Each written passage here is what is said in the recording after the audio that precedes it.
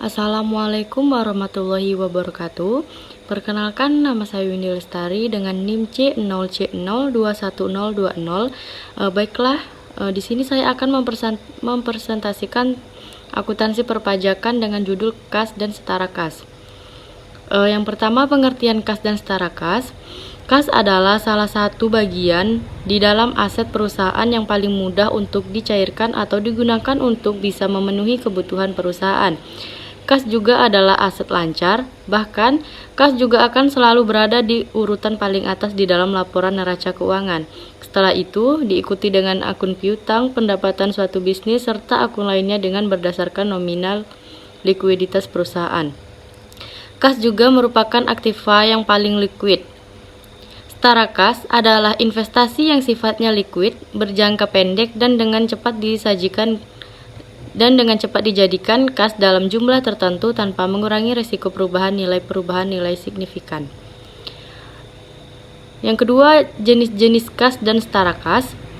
Kas di dalam perusahaan yang dapat dibagi menjadi beberapa bagian sesuai dengan peruntukannya. Adapun beberapa jenis kas di dalam perusahaan adalah sebagai berikut. Yang pertama ada petty kas atau kas kecil. Adalah kas dalam bentuk uang tunai yang disiapkan oleh perusahaan untuk membayar berbagai pengeluaran yang nilainya relatif kecil dan tidak ekonomis bila membayarnya dengan cek. Yang kedua, kas in bank atau kas di bank adalah uang yang disimpan oleh perusahaan di rekening bank tertentu yang jumlahnya relatif besar dan membutuhkan keamanan yang lebih baik. Setara kas dilihat dari kurun waktunya, seperti investasi dalam waktu 3 bulan, 2 bulan, atau 1 bulan.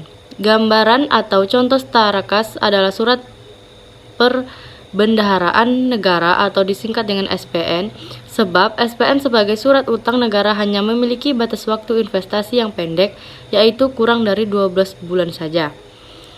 Selanjutnya, yang ketiga, konsep pembukuan dalam perpajakan.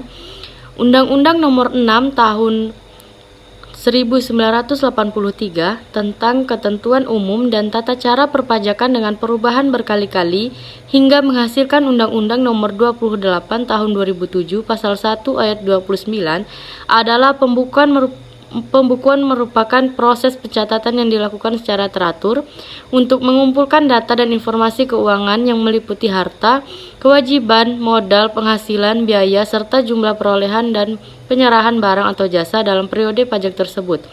Adapun syarat-syarat dalam penyelenggaraan pembukuan pajak antara lain: yang pertama, diselenggarakan dengan itikat baik dan mencerminkan keadaan atau kegiatan yang sebenarnya. Yang kedua, diselenggarakan di Indonesia dengan menggunakan huruf Latin, angka Arab, satuan mata uang rupiah disusun dalam bahasa Indonesia atau dalam bahasa asing.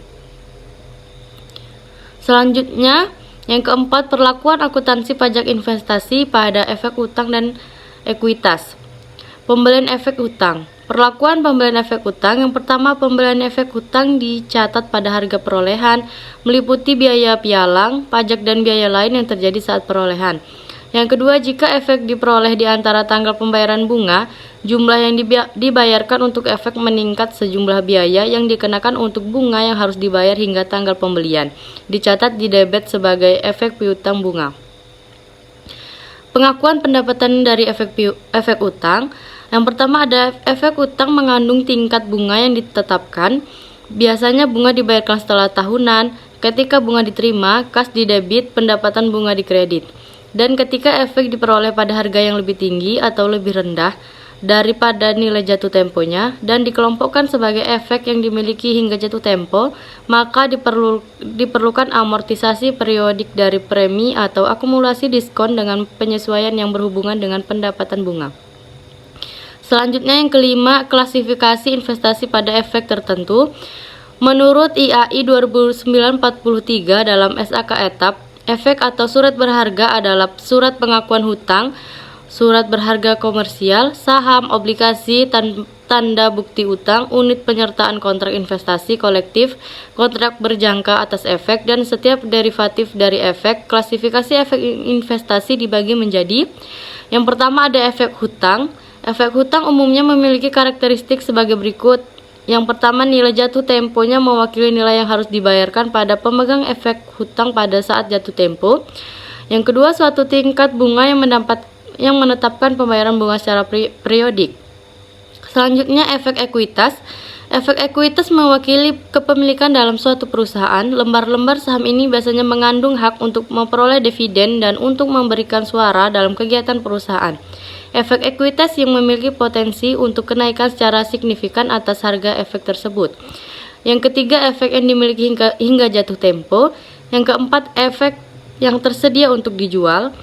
Yang kelima, efek yang diperdagangkan. Efek di pasar modal antara lain saham, obligasi, dan derivatif atau warrants, range option, futures contract. Baiklah, mungkin hanya itu yang dapat saya sampaikan. Apabila ada kekurangan, saya mohon maaf. Wabillahi taufiq wal hidayah. Wassalamualaikum warahmatullahi wabarakatuh.